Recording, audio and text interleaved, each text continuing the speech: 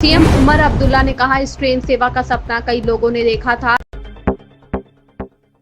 जो काम अंग्रेज नहीं कर पाए उसे आपने पूरा किया और कश्मीर घाटी अब देश के बाकी हिस्सों से जुड़ गई है। इस अवसर पर अगर मैं पूर्व प्रधानमंत्री अटल बिहारी वाजपेयी का जिक्र ना करूं और उनका आभार न जताऊं तो यह मेरी भूल होगी।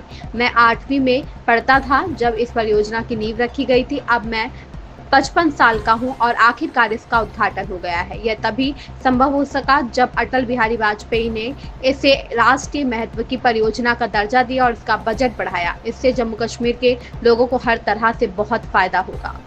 इस रेल के ख्वाब बहुत लोगों ने देखे, यहां तक कि कश्मीर को बाकी मुल्क के साथ जोड़ने का ख्वाब अंग्रेजों ने भी देखा था, लेकिन वो पूरा कर नहीं पाए।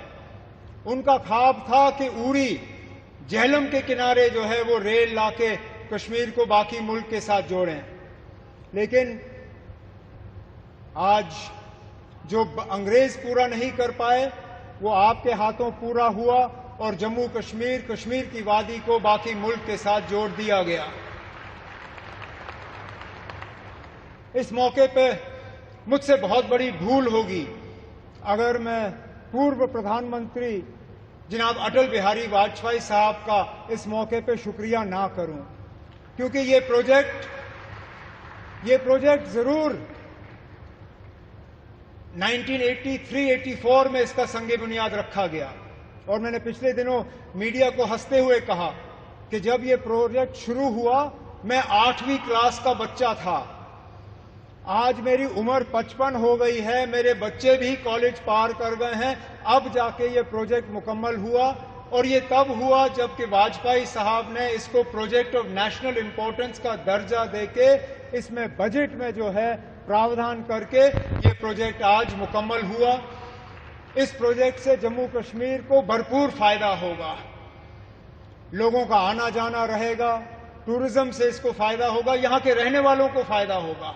जैसे मैं आपको अभी कह रहा था, यहां बारिश पड़ते ही जब हाईवे बंद हो जाता है तो जहाज वाले हमें लूटना शुरू कर जाते हैं।